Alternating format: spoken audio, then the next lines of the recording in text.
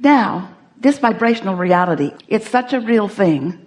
We've written 2 books about it because we want to get your attention about it. The vortex, we even gave it a name, the vortex, this vibrational reality, because we want you to accept its reality. We want you to accept its existence. And most important comment of the day, we want you to tune yourself to the frequency of it. That's what the receiving mode is.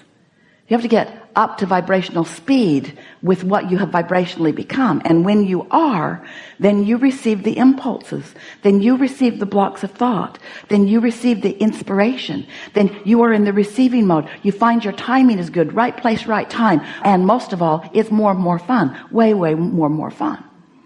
For a while we said to you, everything you want, you included, is in your vortex. So just get in there. And you listened to that for a little while. Then you became a little impatient about it. How do I get in? Where is the door? And we say, it's not like a college degree where once you get your certificate, it's yours forevermore. It either is or it isn't in the moment, depending upon your vibrational balance. So if you're in a bad mood, you're nowhere near it. If you're feeling wonderful, then you are. Your emotions are the key. They are your indicator of how close to being in the vortex you are. And then we began a more easy for you to understand analogy. Rather than asking you or demanding of you, that never works, that you get in the vortex. What we're really asking you to do is just stop doing that thing you do that is keeping you from the vibrational equivalency of your vortex.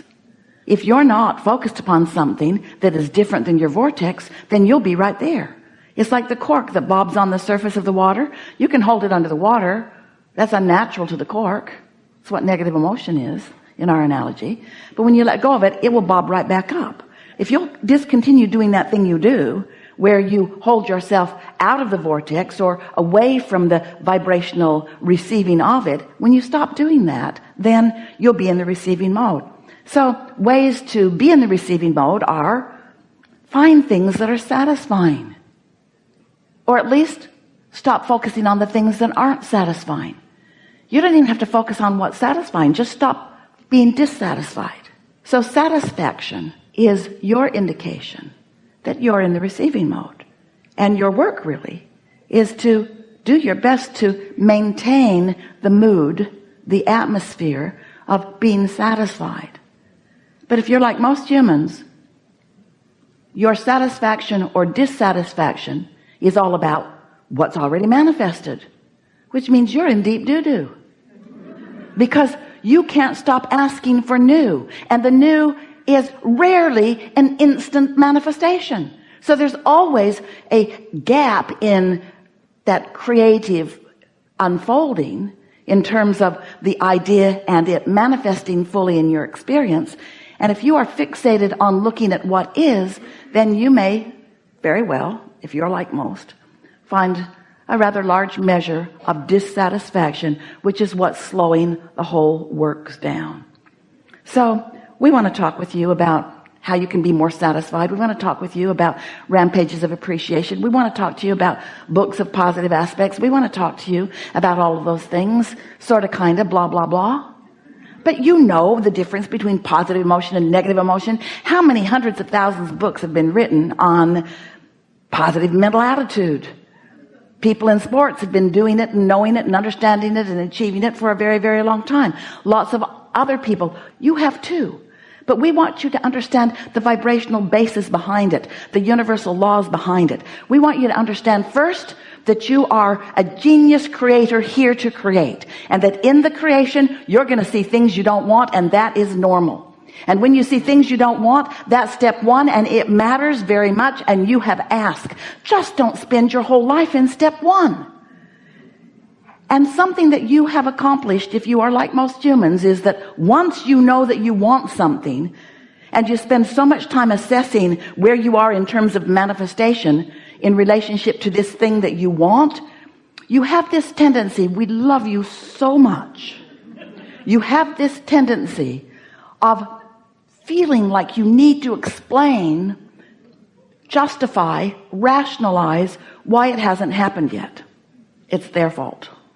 or I'm not good, or I'm not worthy, or all of this stuff that you just make up that has no actual validity whatsoever, but you base your perception on what's manifested so far, which is really hard for you because you want it hasn't manifested. You notice it hasn't manifested, so it doesn't manifest. So you bang around in more life and you ask for more, but you notice it hasn't manifested. And because you're noticing it hasn't manifested, you're not in the receptive mode, so you don't let it manifest. And then life causes you to ask for it more. So, you should take a peek into your own vortex. You should see what you've put there. You should see what's all queued up for you. You should see what your inner being is attracting by law of attraction on your behalf. And if we were standing in your physical shoes, we'd find ways of letting it in. The biggest, most important way that you could easily tune to the frequency of your vortex, that you could easily become a steady vibrational equivalent to the vibration of your vortex, which means then what's in there can easily flow into your mind, into your impulses, into your receiving. Because really, you don't want somebody else to do it for you, do you? No, say no. No, you don't want someone else to do it for you, do you? You really don't. You think you just want the manifestation to drop into your experience, but you don't. You don't. You are the creator of your own experience. You want your hands in the clay. You've just been frustrated because you've been asking and you're not seeing it. It's like God or somebody must be out to lunch. Where's the delivery system here? Abraham, if all that money's in the vortex, how do I get it out of the vortex and into my bank account? How do I make that happen? And we say, you got to raise your vibration, which means you've got to lower your resistance, which means you got to feel good. You got to feel satisfied. And what we've noticed as we've been watching you is that the fastest way for you to get to a consistent allowing of what you want is a daily meditation in which for 15 or 20 minutes, that's all, you sit with the intention of quieting your mind, which simply means you just focus upon something that doesn't matter very much to you. Esther, if she were deciding that she were going to meditate in this room, she would sit, take her shoes off, get comfortable, put her feet on the floor, leave her shoulders loose and her hands in her lap, and breathe a little bit. And then she would listen for something in the room. Sometimes she even uses her cell phone because she's got an app that has sounds on it. But in this room, she would listen for the sound of the air conditioner. Do you hear it? The reason that that's a particularly good thing to focus upon is because you're not talking smack about that. I've heard better.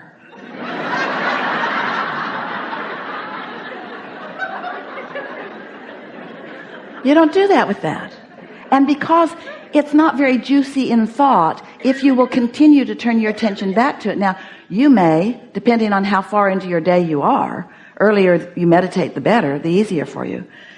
As you focus upon it, your mind may wander because your mind already has some momentum going. There are already active thoughts. So the whole point of meditation is to distract yourself from the thoughts that are active, because when you distract yourself from the thoughts that are active, you're no longer adding to the vibrational momentum of the thought. And each time you quiet your mind, so any active thoughts that may be resistant in nature are now not a player in your vibrational mix, then your vibration begins to rise. And it doesn't take long before you're in sync with who you are. Now, don't be upset if once you've found that place of detachment, if thoughts are flowing in your mind, just ask yourself the simple question.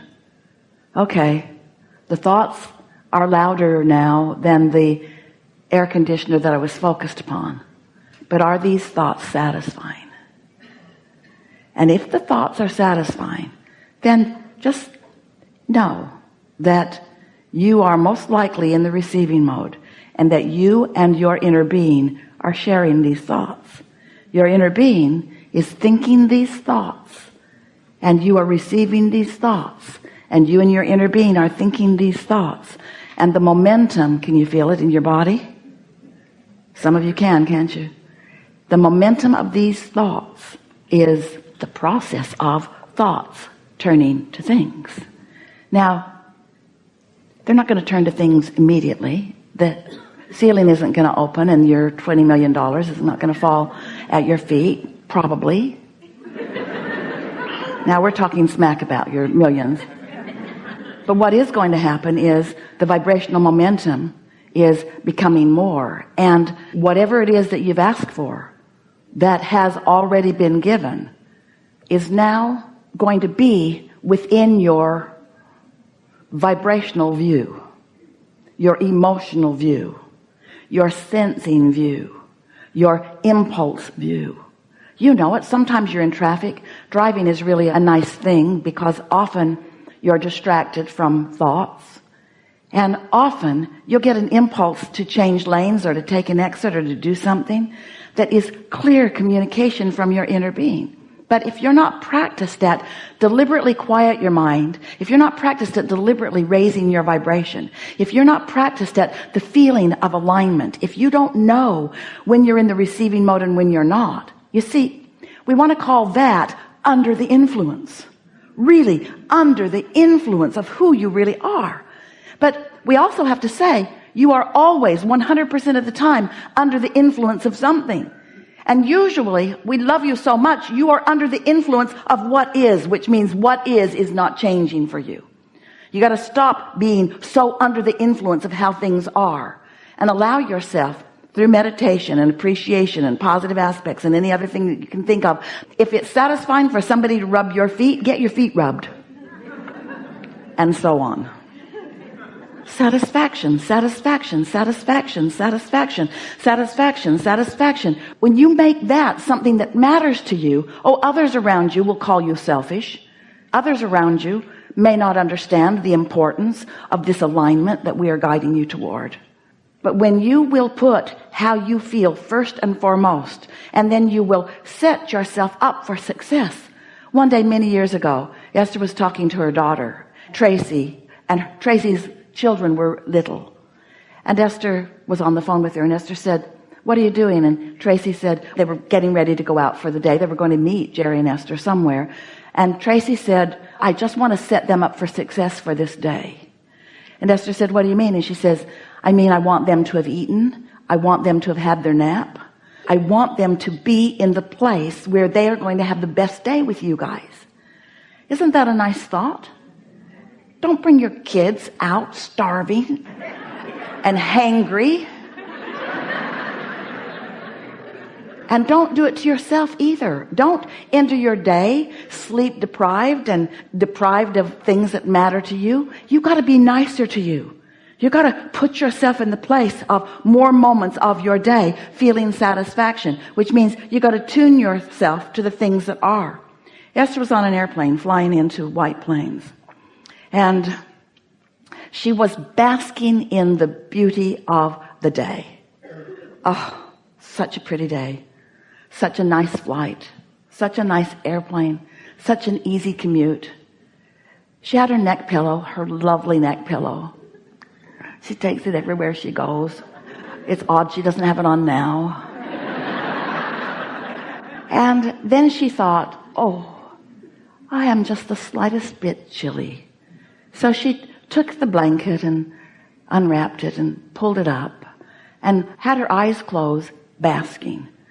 And flight attendant came to her and he touched her. She opened her eyes. He knew that she had just settled in for her long winter's nap. And he said, "Here's a bottle of hot water. It will keep you warm." And he had taken a water bottle, must have put it in the microwave. It was very hot, had wrapped a napkin around it, and Esther said, "I love you." Is that an interesting thing? Is that way, way, way, way out there? Have you ever heard of such a thing? Who does that? More important, who gets that?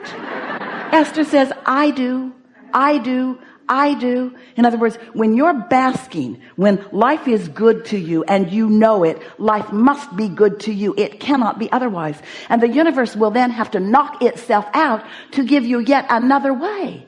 Esther thought, you could rub my feet. You get what we're saying?